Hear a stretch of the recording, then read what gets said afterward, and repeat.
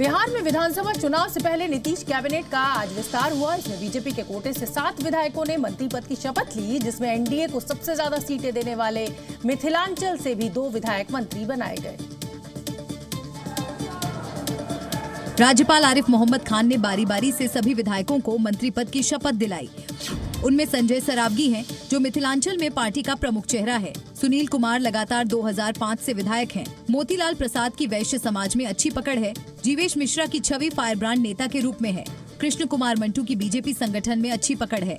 राजू सिंह को राजपूत कोटे से मंत्री बनाया। वहीं विजय कुमार मंडल की सीमांचल में अच्छी पकड़। बीजेपी कोटे से मंत्री पद की शपथ लेने वाले सभी विधायक राज्य के अलग अलग क्षेत्रों से आते हैं। निश्चित तौर पर इसका असर बिहार विधानसभा चुनाव में भी देखने को मिल सकता है। बीजेपी ने बिहार के मिथिलांचल क्षेत्र के महत्व को समझते हुए इस क्षेत्र से 2 विधायकों को मंत्री बनाए गए हैं। यहाँ पर तो देश के यशस्वी प्रधानमंत्री और आदरणीय मुख्यमंत्री जी दोनों आदमी का ध्यान है, तो इसलिए स्वाभाविक है कि हम लोग उस पर फोकस भी कर रहे हैं और मिथिला के विकास के साथ साथ ही बिहार का विकास करें। पूरे मिथिला में क्या पूरे बिहार में हम लोग का लक्ष्य है 225 प्लस, और निश्चित रूप से 225 प्लस पर एनडीए जो है खड़ा उतरेगी माननीय मुख्यमंत्री जी के नेतृत्व में।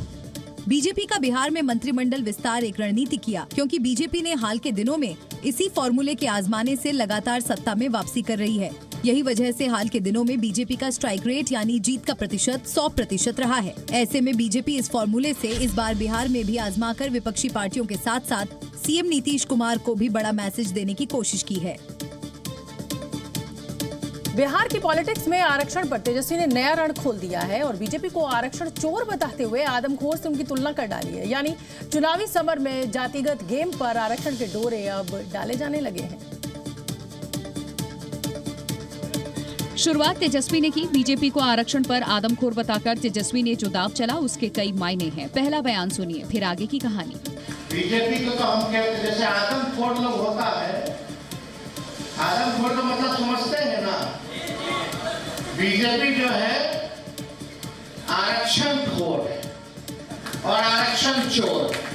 आरक्षण पर तेजस्वी ने जो रण खोला उसका सीधा मकसद दलित ओबीसी वोट बैंक है। नीतीश की पुरानी कैबिनेट ने बिहार के जाति आधारित सर्वेक्षण की रिपोर्ट के आधार पर 7 नवंबर को कोटा बढ़ाने का फैसला किया था, जिसमें ओबीसी, दलित और दूसरे कोटे बढ़ाकर कुल 65% कर दिया गया था।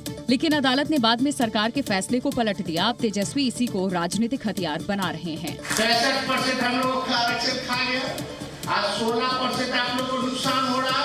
भाई को, आपके बेटे को, बेटियों को नौकरी मिलता 50,000 का नुकसान हो रहा है आप लोगों का, जो आरक्षण लोग खाने का काम किया। यानी तेजस्वी सत्ता में आने पर फिर दलित पिछड़ों का हक वापस दिलाने का वादा कर रहे हैं और संत रविदास के नाम पर नए सियासी चैप्टर के जरिए दलितों को साधने की कोशिश। शायद इसीलिए उन्हें बीजेपी आदमखोर नजर आ रही है। आरक्षण की सिर्फ ढपली बजाते हैं, ढकोसला देते हैं, अब ज्ञान दे रहे हैं।